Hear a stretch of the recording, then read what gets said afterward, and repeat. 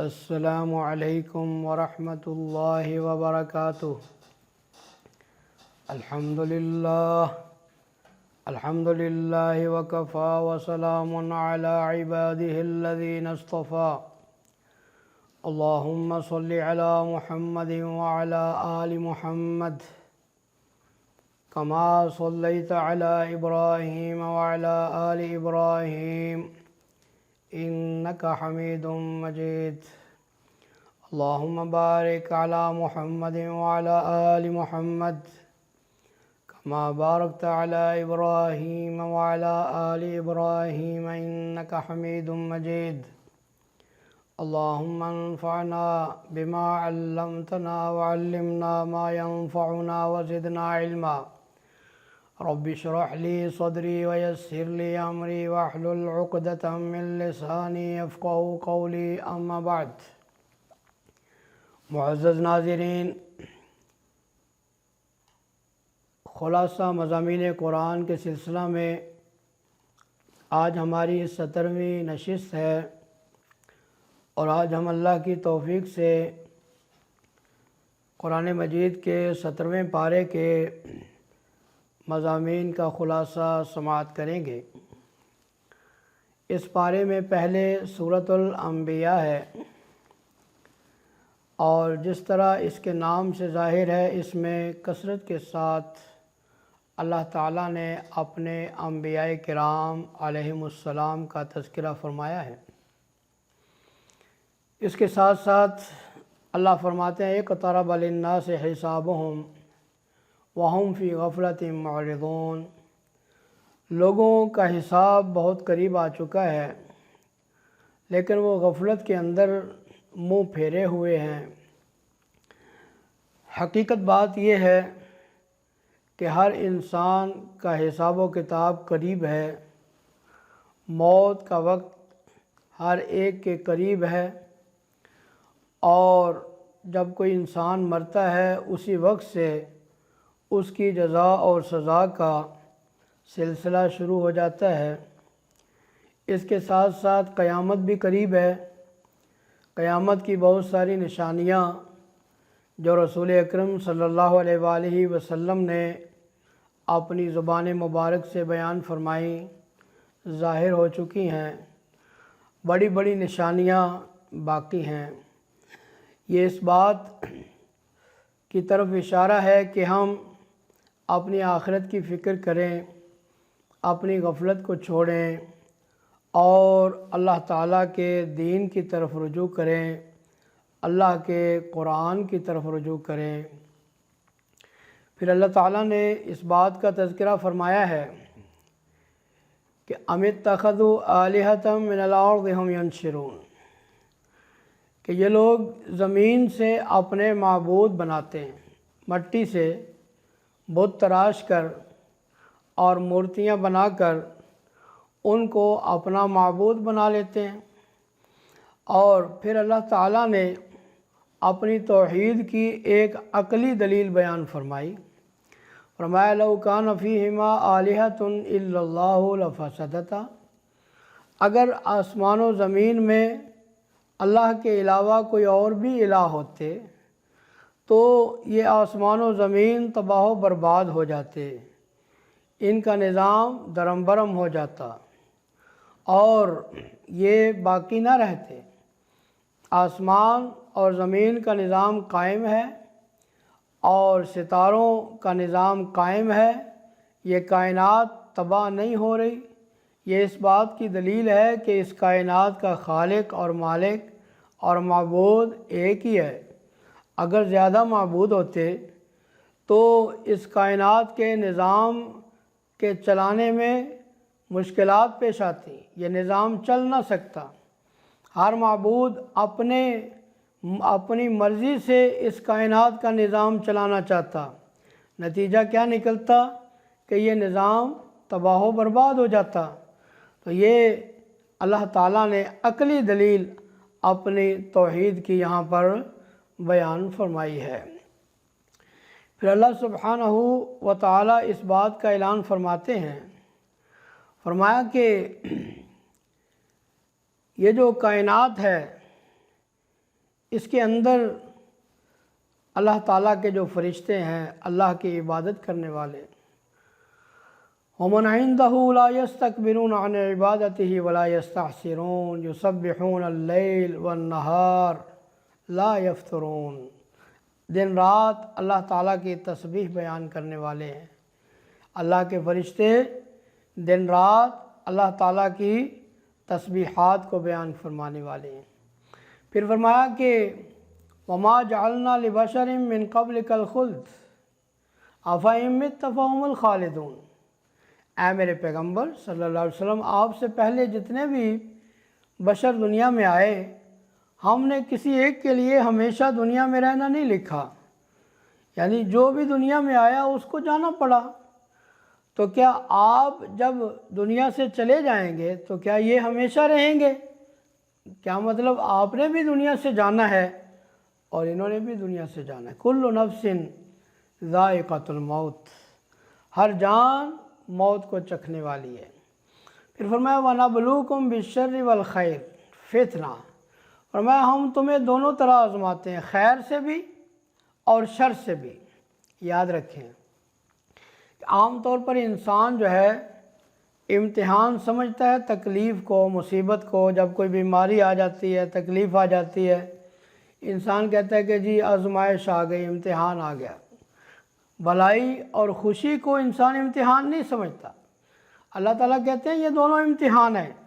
نبلوکم بالشر والخیر فتنہ، شر بھی امتحان ہے، خیر بھی امتحان ہے، دکھ بھی امتحان ہے اور خوشی بھی امتحان ہے۔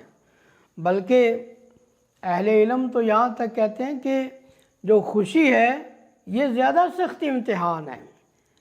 بیماری سے، تکلیف سے، دکھ سے خوشی کا امتحان زیادہ سخت ہے۔ کیوں کہ تکلیف کے اندر، دکھ کے اندر نہ چاہتے ہوئے بھی انسان کی زبان سے اللہ کا نام نکل جاتا ہے، لیکن جب خوشیاں ہی خوشیاں ہوں، جب دولت کی ریل پیل ہو، جب دنیا کی نعمتوں کی فراوانی ہو، ایسے عالم کے اندر اللہ کو یاد کرنا یہ بڑا ہی مشکل کام ہے۔ پھر اس کے بعد جناب موسیٰ علیہ السلام کا مختصر ذکر ہے اور ہارون علیہ السلام کا ذکر ہے۔ پھر اس کے بعد جناب ابراہیم علیہ السلام کا تفصیلی تذکرہ یہاں پر سورہ انبیاء میں بیان کیا گیا، کس طرح انہوں نے اپنے والد کو اور قوم کو دعوت دی، بت پرستی سے منع کیا، اور کس طرح انہوں نے بتوں کو توڑا، ٹکڑے ٹکڑے کیا۔ جب یہ قوم والے واپس آئے، کہنے لگے کہ من فعل ھذا بآلہتنا انہ لمن الظالمین، بڑا ہی کوئی ظالم آدمی ہے، کس نے ہمارے خداؤں کے ساتھ اتنا برا سلوک کیا۔ آپ اندازہ کریں کہ مشرک کے اندر عقل نہیں ہوتی، شرک اور عقل یہ دونوں ایک دوسرے کی ضد ہیں۔ عجیب لوگ ہیں کہ ان کو معبود بھی کہہ رہے ہیں اور ان کے اوپر ہونے والے ظلم کا شکوہ اور شکایت بھی کر رہے ہیں۔ کہنے لگے ایک نوجوان سنا ہے جو ان کی برائی کرتا ہے، کہتا ہے یہ تمہارے معبود کچھ نہیں کر سکتے۔ ابراہیم اس کا نام، کہتے ہیں لے کر آؤ اس کو۔ جب ابراہیم علیہ السلام کو لایا گیا، کہنے لگے انت فعلت ھذا بآلہتنا یا ابراہیم، اے ابراہیم کیا ہمارے معبودوں کے ساتھ یہ سلوک تم نے کیا ہے؟ جناب ابراہیم علیہ السلام یہی تو موقع چاہتے تھے۔ کہنے لگے بل فعلہ کبیرہم ھذا فاسألوہم ان کانوا ینطقون، یہ جو بڑا ہے نا بت، یہ بڑا تمہارا خدا جو ہے، جس کے کندھے کے اوپر یہ جو کلہاڑا پڑا ہوا ہے، یہ کام اس کا معلوم ہوتا ہے، ان سے پوچھو ذرا، یہ جن کا برا سلوک ہوا ہے ان سے ذرا پوچھو کس نے ان کے ساتھ سلوک کیا ہے، اس کے اوپر کلہاڑا پڑا ہوا ہے، اس نے کیا ہوگا۔ تو اللہ تعالیٰ فرماتے ہیں فَرَجَعُوا إِلَىٰ أَنفُسِهِمْ فَقَالُوا إِنَّكُمْ أَنْتُمُ الظَّالِمُونَ، ایک لمحے کے لیے ان کے دل ہل گئے، انہوں نے اپنے گریبانوں میں جھانکا، اپنے اندر ایک لمحے کے لیے غور کیا، کہنے لگے اپنے آپ کو کہنے لگے تم تو بڑے ظالم لوگ ہو، کن کو معبود مانتے ہو جو اپنے آپ کو بچا ہی نہیں سکے۔ کہنے لگے ابراہیم لقد علمت ما هؤلاء ينطقون، تجھے تو معلوم ہے یہ تو بولتے ہی نہیں، یہ کیا جواب دیں گے۔ جناب ابراہیم علیہ السلام نے پھر اس قوم کو جھنجھوڑا، ان کے ایمان کو جھنجھوڑا، کہنے لگے ان کی عبادت کرتے ہو جو نفع نقصان کے مالک ہی نہیں، نہ تمہیں نقصان پہنچا سکتے ہیں نہ تمہیں نفع پہنچا سکتے ہیں، ان کو ٹکڑے ٹکڑے کرنے والا کر گیا، اپنے آپ کو بچا نہیں سکے۔ اف لکم ولما تعبدون من دون، تمہارے اوپر بھی اف ہے، افسوس ہے، تمہارے معبودوں پر بھی افسوس۔ یعنی بڑا ہی بلیغ انداز تھا جناب ابراہیم علیہ السلام کا تبلیغ کا۔ تو جب مشرک دلائل کے میدان میں لاجواب ہو جاتا ہے تو پھر وہ تشدد کا راستہ اختیار کرتا ہے۔ یہی راستہ انہوں نے اختیار کیا، کہنے لگے حرقوہ وانصروا آلہتکم ان کنتم فاعلین، ایک دوسرے سے کہنے لگے اگر اپنے معبودوں کی مدد کرنی ہے تو پھر اس کو جلا کے ختم کر دو۔ بہت بڑی آگ جلائی گئی بہت بڑے علاقے میں، اور جناب ابراہیم علیہ السلام کو اس میں ڈالا گیا۔ اللہ تعالیٰ فرماتے ہیں قُلْنَا يَا نَارُ كُونِي بَرْدًا وَسَلَامًا عَلَىٰ ابراہیم، ہم نے کہا اے آگ، ڈائریکٹ اللہ نے آگ کو حکم دیا، اے آگ کونی بردن، ٹھنڈی ہو جا، وسلامًا، اور سلامتی والی ہو جا، علی ابراہیم، ابراہیم پر۔ اللہ اکبر، ایک بہت بڑا معجزہ اللہ تعالیٰ نے ظاہر فرمایا کہ آگ جل رہی ہے، بہت بڑے علاقے میں جل رہی ہے، ابراہیم علیہ السلام آگ کے اندر موجود ہے، اور یہ آگ ابراہیم علیہ السلام کا ایک بال بھی نہیں جلا سکی۔ اللہ تعالیٰ نے آگ کو گل و گلزار بنا دیا ابراہیم علیہ السلام۔ اسی طرح اللہ تعالیٰ اپنے موحد بندوں کی مدد فرماتے ہیں جو اللہ کی توحید کے لیے قربانیاں دیتے ہیں، اللہ تعالیٰ اسی طرح اپنے بندوں کی مدد فرما۔ جناب لوط علیہ السلام کا ذکر ہے، پھر اس کے بعد جناب نوح علیہ السلام، انہوں نے جو اللہ سے دعا کی اس کی قبولیت کا ذکر ہے، پھر جناب داؤد، جناب سلیمان علیہم السلام کا ذکر ہے کہ کس طرح جو ہے انہوں نے فیصلہ کیا بکریوں کے معاملے کے اندر۔ ایک واقعہ آ گیا جس کی تفصیل حدیث میں بھی آتی ہے کہ دو آدمی تھے، ایک کی کھیتی تھی ایک کی بکریاں تھیں، تو بکریاں اس کی کھیتی میں چلی گئیں، اس کی کھیتی جو ہے وہ تباہ ہو گئی، فصل جو ہے وہ کھا گئی، ختم ہو گئی۔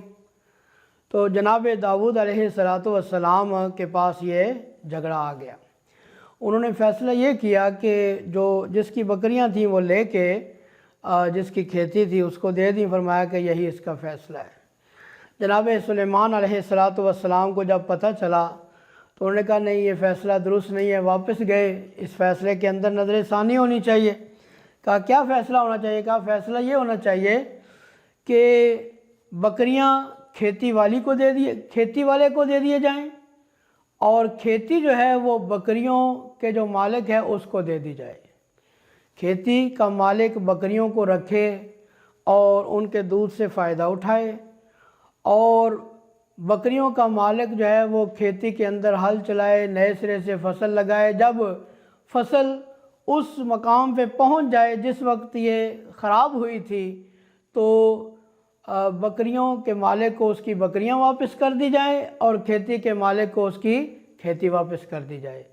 تو اس واقعے کا یہاں پر ذکر ہے کہ اللہ تعالیٰ فرماتے ہیں پھر جھگڑا جو فیصلہ داؤد علیہ السلام نے کیا تھا، فَفَهَمْنَاهَا سلیمان، ہم نے سلیمان کو اس کا فہم عطا کیا۔ اللہ اکبر۔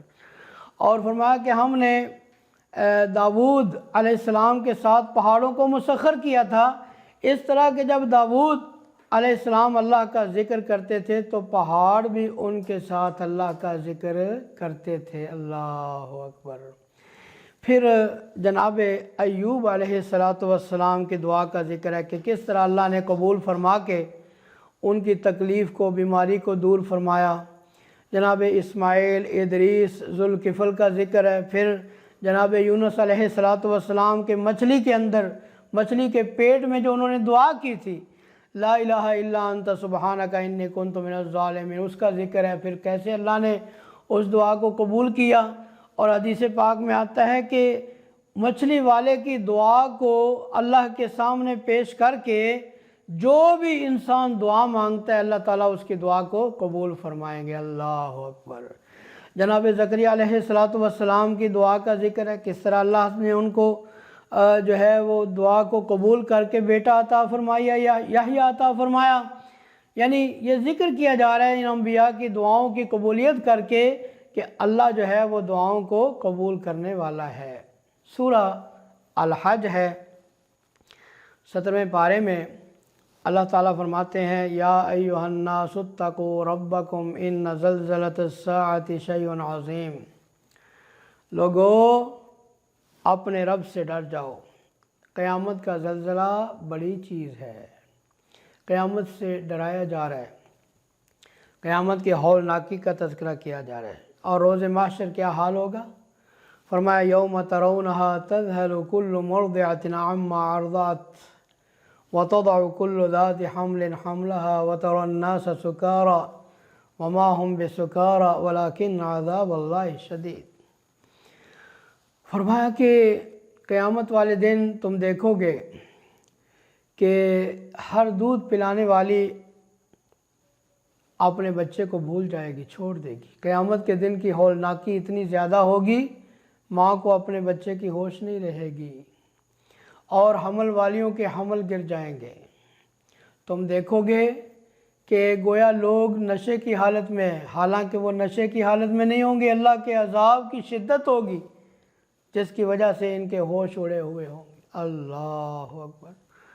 حدیث پاک کے اندر آتا ہے کہ اللہ تعالیٰ آدم علیہ السلام سے فرمائیں گے کہ آدم اپنی اولاد میں سے جنت اور جہنم کا حصہ الگ الگ کر لو۔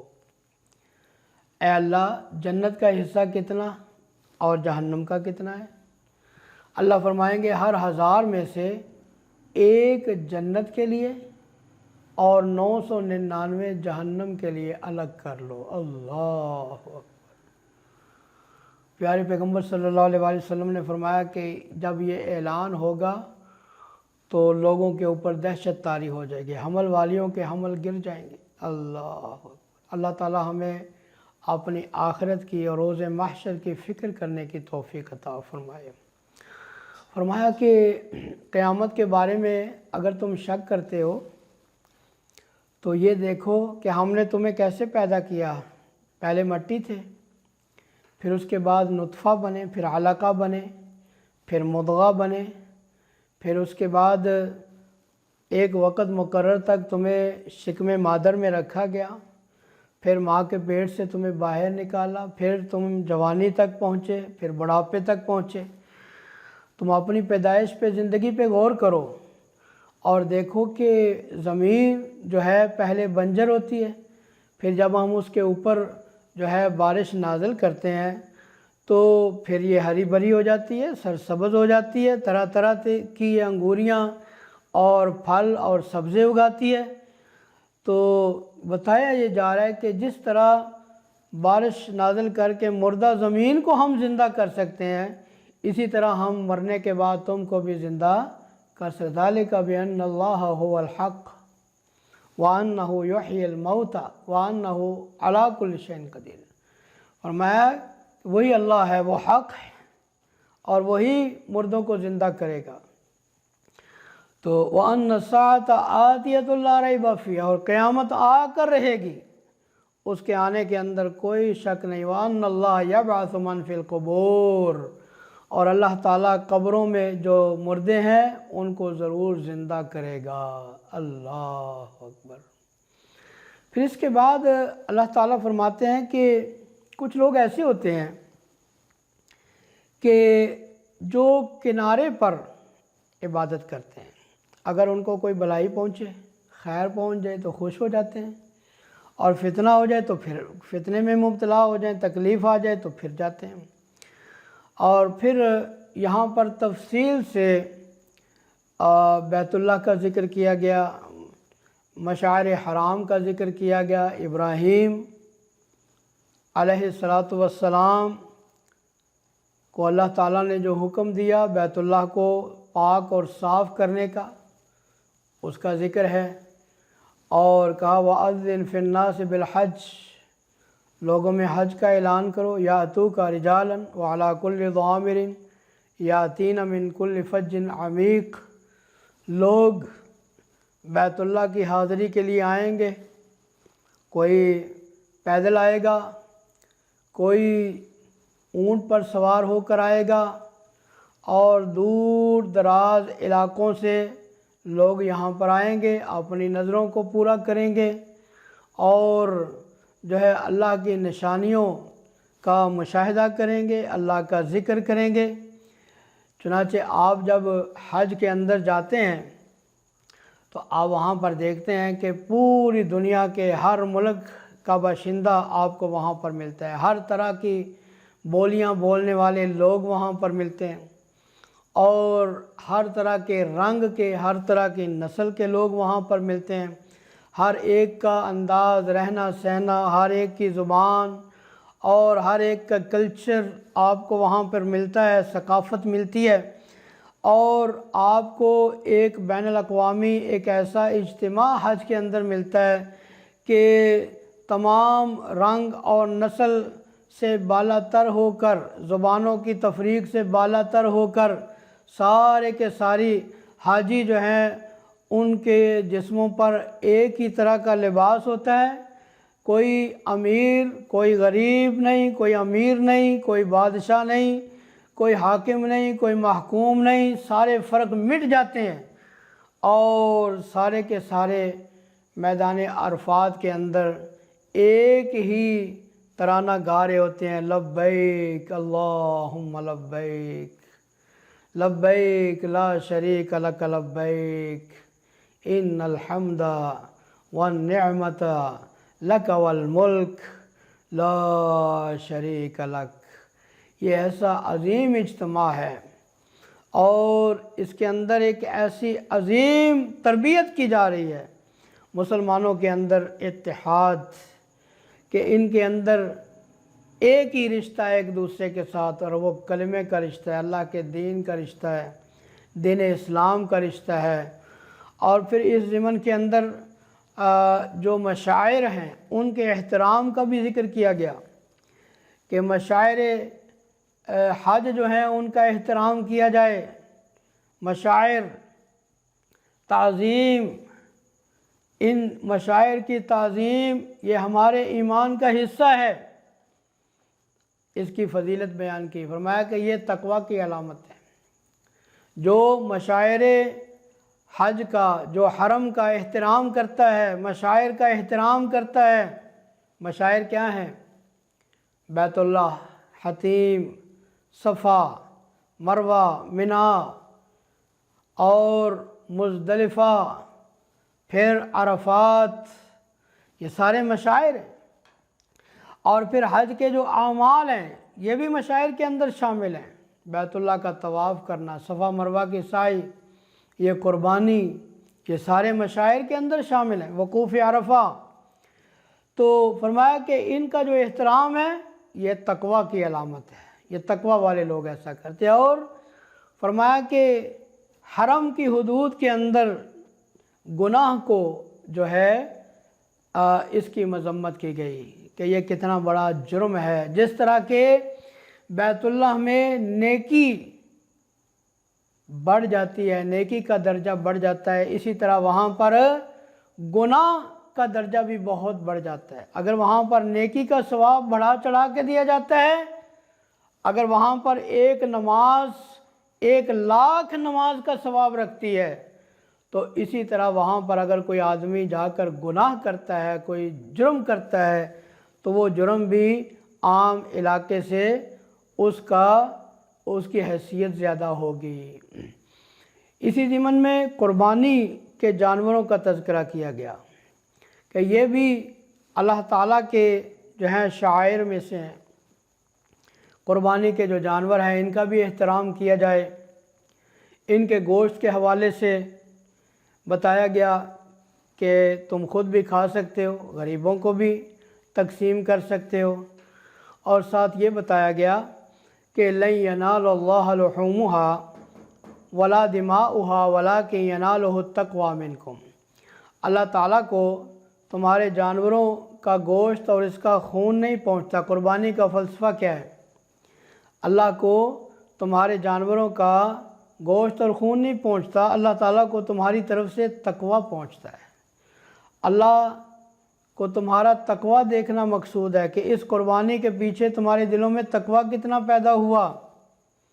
یہ صرف کھانے پینے کی حد تک ایک رسم نہیں ہے قربانی، قربانی ایک تربیت ہے، قربانی ایک سبق ہے کہ جس طرح آج میں جانور کے گلے پر اللہ کی رضا کے لیے چھری پھیر رہا ہوں، اسی طرح میں اپنی خواہشات کو بھی اللہ کے لیے قربان کر سکوں۔ پھر اسی طرح اس سورہ میں توحید کا بڑا مفصل بیان ہے، اور آخر میں اللہ سبحانہ و تعالی نے اس بات کا تذکرہ فرمایا ہے کہ فرمایا کہ لوگوں ایک مثال بیان کی جاتی ہے، اس کو غور سے سنو۔ مثال کیا ہے؟ فرمایا جن لوگوں کو تم اللہ کے سوا پکارتے ہو، لن یخلقوا ذبابا ولو اجتمعوا لہ، یہ سارے جمع ہو کر ایک مکھی نہیں بنا سکتے۔ یعنی جو معبودان باطلہ ہیں ان کی بے بسی کا تذکرہ کیا جا رہا ہے کہ جن کے پیچھے تم چل رہے ہو وہ اتنے بے بس ہیں کہ ایک مکھی بھی نہیں بنا سکتے۔ یہاں پر بس نہیں کیا، فرمایا وَإِن يَسْلُبْهُمُ الذُّبَابُ شَيْئًا لَا يَسْتَنقِذُوهُ مِنْهُ، فرمایا اگر ان سے مکھی کچھ چھین کے لے جائے تو یہ اس سے واپس بھی نہیں لے سکتے، اتنے کمزور ہیں یہ۔ ضعف الطالب والمطلوب، فرمایا کہ طلب کرنے والا، مانگنے والا بھی کمزور ہے اور جس سے مانگ رہا ہے وہ بھی کمزور ہے۔ اللہ اکبر۔ فرمایا ما قدر اللہ حق قدر، انہوں نے اللہ کی قدر ہی نہیں کی، مشرک نے اللہ کی قدر ہی نہیں کی۔ اتنی طاقتوں والا رب، اتنے خزانوں والا رب، آسمان و زمین کا مالک رب، اس کو چھوڑ کر ایسے بے بس اور ایسے کمزور لوگوں کو معبود بناتا ہے کہ جن کے اختیار میں کچھ بھی موجود نہیں ہے۔ یہ اللہ تعالیٰ نے مثال دے کر اپنی توحید کا مسئلہ ہمیں سمجھایا اور شرک کا مسئلہ سمجھایا، اور شرک بہت بڑا گناہ ہے۔ ہم جانتے ہیں کہ اللہ تعالیٰ ہر غلطی کو اگر چاہے تو معاف کر سکتا ہے، لیکن شرک جو ہے یہ ناقابل معافی جرم ہے۔ اللہ سبحانہ و تعالیٰ سے دعا ہے کہ رب العالمین ہمیں قرآن کریم کو سمجھنے، اس پر عمل کی توفیق عطا فرمائے۔ وآخر دعوانا الحمدللہ رب العالمین۔